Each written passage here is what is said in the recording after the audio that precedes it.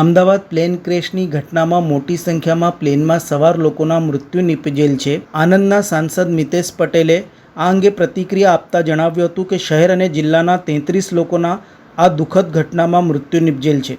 દુર્ઘટનામાં સૌથી વધુ મૃતક આણંદ જિલ્લાના છે. સાંસદના ગામ વાસદના રજનીકાંત પટેલ સહિત પરિવારના અન્ય 2 લોકોના પણ મૃત્યુ નિપજ્યા છે. સાંસદ દ્વારા એક ટીમ બનાવી તમામ મૃતકોના પરિવારજનોને શક્ય એટલી મદદની ખાતરી આપી છે.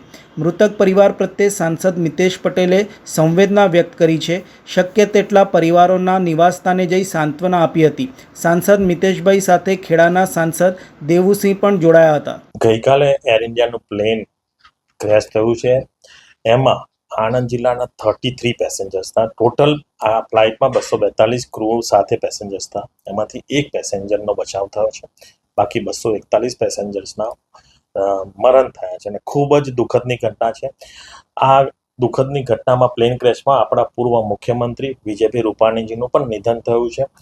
33 આપણા જિલ્લાના આણંદ જિલ્લાના જે પેસેન્જર્સ હતા એમનું પણ નિધન થયું છે. એમાં મારા વાસદ ગામના મારા પડોશીના મારા ખાસ મિત્ર રજનીભાઈ પટેલ એમના ફેમિલીનું 3 મેમ્બર્સનું પણ મૃત્યુ થયું છે.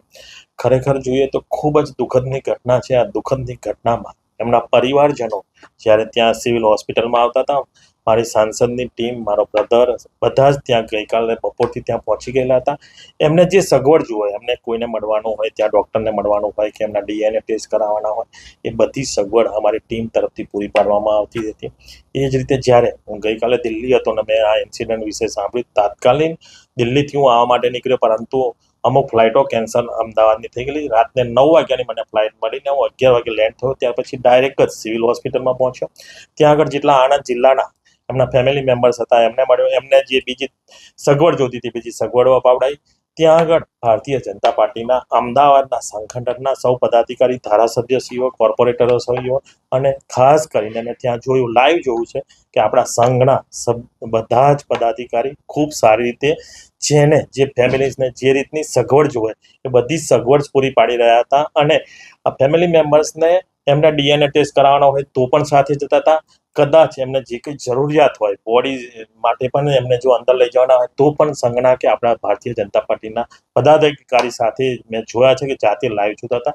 ગઈકાલે આપણા ગૃહમંત્રી હર્ષભાઈ સંઘવી સાહેબ, આપણા સંગઠનના મહામંત્રી રત્નાકરજી, બંને મહાનુભાવોને હું મળ્યો હતો અને આપણા ડિસ્ટ્રિક્ટ વિશે મેં પણ એમને ચર્ચા કરી હતી કે આમાંથી જલ્દીમાં જલ્દી DNA ટેસ્ટ થાય અને સૌને ફેમિલી મેમ્બર્સને એમના રિલેટિવ્સ જે ગુમાવ્યા છે એમની બોડી મળે એ માટેની પણ રજૂઆત કરી હતી. બંને બહુ સારામાં સારો પોઝિટિવ રિપ્લે આપ્યો છે અને આમાંથી જલ્દીમાં જલ્દી દરેકને 241 જે મૃત્યુ પામ્યા છે આપણા ગુજરાતના હોય કે જે હોય એમને તાત્કાલિક એમની બોડી મળી શકે ફેમિલી મેમ્બર્સને. એ રીતની સગવડ આપણી ગુજરાત સરકાર, ભૂપેન્દ્રભાઈ પટેલ સાહેબની સરકાર, ભારત સરકાર, આપણા ગૃહમંત્રી શ્રી અમિતભાઈ શાહ સાહેબ પણ આવીને સૌને સાંત્વના આપીને ગયા. ખૂબ જ મોટી દુર્ઘટનાની ઘટના છે. કાળો દિવસ કહેવાય એવી મોટી દુર્ઘટના છે. પરંતુ આ જે ફેમિલી મેમ્બર્સ છે, માતાજીના ચરણોમાં પ્રાર્થના કરું કે એમાંથી જે દુઃખદની ઘટના છે એમાં શક્તિ આપે અને ફેમિલી મેમ્બર્સને એમાંથી બહાર નીકળવા માટેની પણ શક્તિ. એ માટેની સગવડ એ રીતે કરી છે કે જે એમના ફેમિલી મેમ્બર્સ ફોરેનમાં છે એ લોકોને પણ અહીંયા બોલાવવામાં આવ્યા છે અને DNA ટેસ્ટ કરાવવામાં આવી રહ્યા છે. ધારો કે વાસદ જે રજનીભાઈ પટેલ છે એમના બહેન કલાબેન છે એ અમેરિકા રહે છે, એ આવા નીકળી ગયા છે અને આવતીકાલે સવારે 7 વાગે અમદાવાદ એરપોર્ટ ઉતરશે. તો અમારા વાસદ ગામના બધા મેમ્બર્સ ફ્રેન્ડ્સ જઈ અને એમને લઈ અને એમને DNA ટેસ્ટ કરાવશે. એ રીતની પણ સગવડ કરવામાં આવે.